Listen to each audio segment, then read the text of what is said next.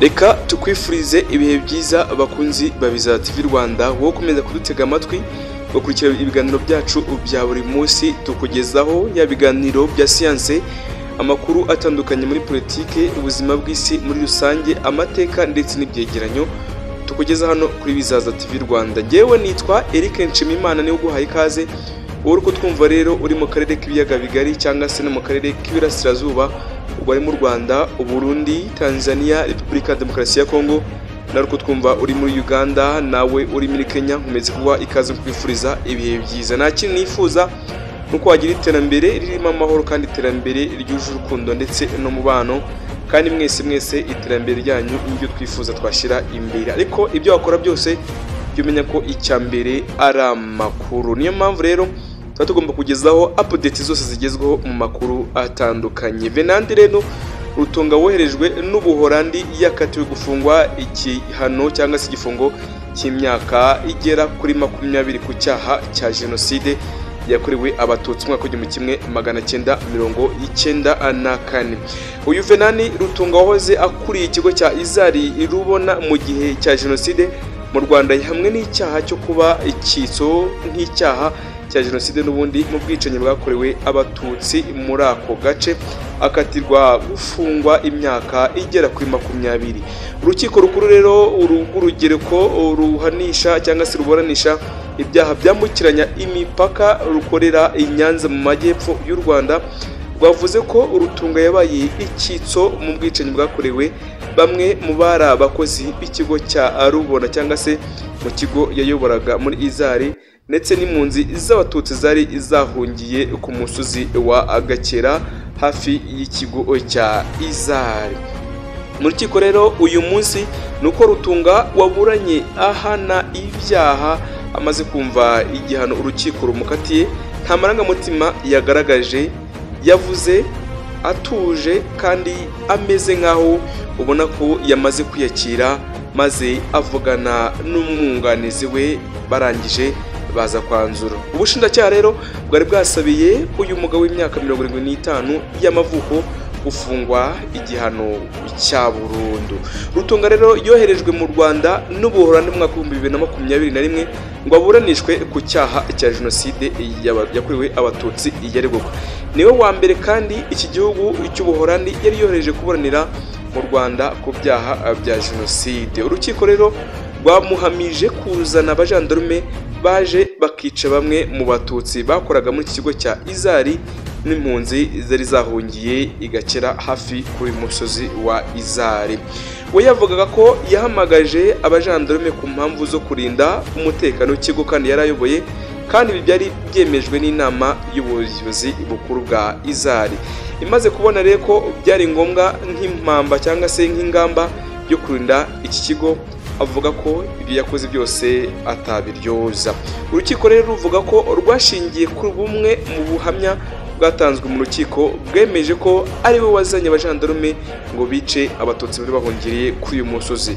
Gusa urukiko rusanga we ubwe nta bwicanyi yakoze, ko nta mbunda cyangwa se ubuhiri yafashe ngo yice. Urukiko kandi rwavuze ko bamwe mu batangabuhamya bavuguruzanyaga mu kuvuga ko Rutunga ari we wateze imodoka yazanye abajandarume, kandi bamara kwica akabagabira ikimasa akabaha n'inzoga nk'igihembo yari yabageneye.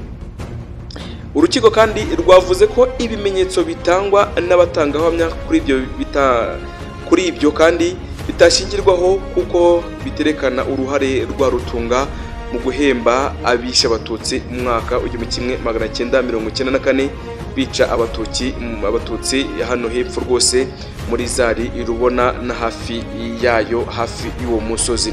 Ku bakozi rero b'abatutsi biciwe muri Izari Rubona bikozwe n'abajandarume, urukiko rwavuze ko nta bimenyetso bidashingirwaho bigaragaza ko uruhare rwa Rutunga yabaragize uruhare muri abo bicanyi. Urukiko kandi rusanga uruhare rwa Rutunga rugarukira mu gikorwa cyo gusaba abajandarume kuza mu kigo yarayoboye nk'umuyobozi wayoboraga Izari Rubona. Urukiko kandi rwasanze nta bimenyetso bihamya ko Rutunga yatanze ibikoresho nk'imihoro, inyundo na za kupakupa byakoreshejwe mu kwica impunzi z'abatutsi bari bahungiye muri iki kigo ndetse no hafi y'iki kigo. Rwanzuye kandi ko Rutunga yabaye icyitso cyangwa se complice muri jenoside ubwo yazanaga abajandarume kandi azi ko ikibazanye ari ukwica.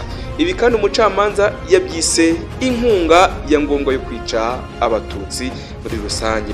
Umucamanza kandi yamuhamije icyaha cyo kuba icyitso muri jenoside kandi ko gihanwa nk'icyaha cya jenoside mu mategeko n'ubundi arengera jenoside cyangwa se mu mategeko agenga ahana kandi abagaragayeho ingengabitekerezo jenoside ndetse n'abayikoze. Umucamanza kandi yavuze ko mu mituranire cyangwa se mu miburanire Rutunga ataguye urukiko kandi ko ari ubwa mbere ahamwe n'icyaha. Avuga ko ibyo bigize impamvu inyoroshyacyaha amukatira gufungwa imyaka 20 akaba ari muri gereza. Maître Sophia Sebaziga wunganiraga Rutunga yabwiye itangazamakuru nk'igitangazamakuru BBC ati twubashye umwanzuro w'urukiko kuko utangwa mu izina ry'abaturage. Naho kandi kuba bajajurira cyangwa se batazajurira, Maître n'ubundi baburaniraga Rutunga Sebaziga yavuze ko azasura umukiriya we muri gereza aho afungiwe kugira ngo tuganire ku cyemezo cyafashwe turebe n'izindi ntambwe zishobora guterwa nyuma. Turamutse rero dusanze ari ngombwa twazajurira cyangwa se ntituzahajurire. Rero ibyo ngibyo ni ibikorwa bitandukanye n'ingaruka zitandukanye z'aba baragiye bakora jenoside yakorewe abatutsi mu mwaka w'1994, aho ari ngombwa bujya ko icyaha cya jenoside kidasaza. Jenoside rero ni mbi kandi aho yabiri hose ibyo biri gukora byose iravangura, irica kandi ituma igihugu gisubira inyuma. Na jenoside yakorewe abatutsi mu Rwanda ni byinshi yasize ihetse cyangwa se ihekuye abanyarwanda, haba abanyarwanda bajya mu buhungiro butandukanye, abanyarwanda bajya kuri miliyoni hafi imwe irenga baricwa. Ubwo n'abatutsi bazize n'ubundi uko bavutse, uko basa n'uko bareshyaga. Ibyo byose rero amashuri agahirima, amavuriro agahirima, ibikorwa remezo byose bigasubira inyuma. Rero nta muntu akifuza jenoside iyo ari yose aho yaturuka uko yaba imeze kose.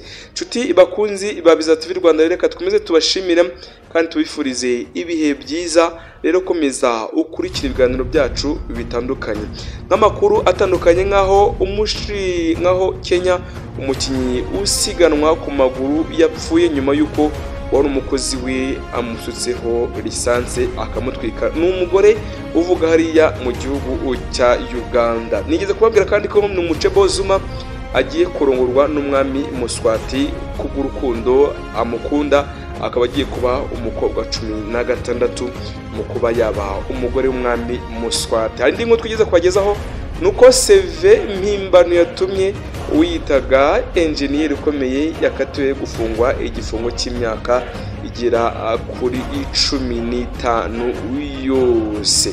Komeza ukurikira ibiganiro byacu bya Biza TV Rwanda, komeza kuri subscribe kandi nta kintu twifuriza nuko ugomba kumenya amakuru atandukanye n'ibigezweho. Nitwa Eric Nshimimana, nta yindi neguza naho utaha.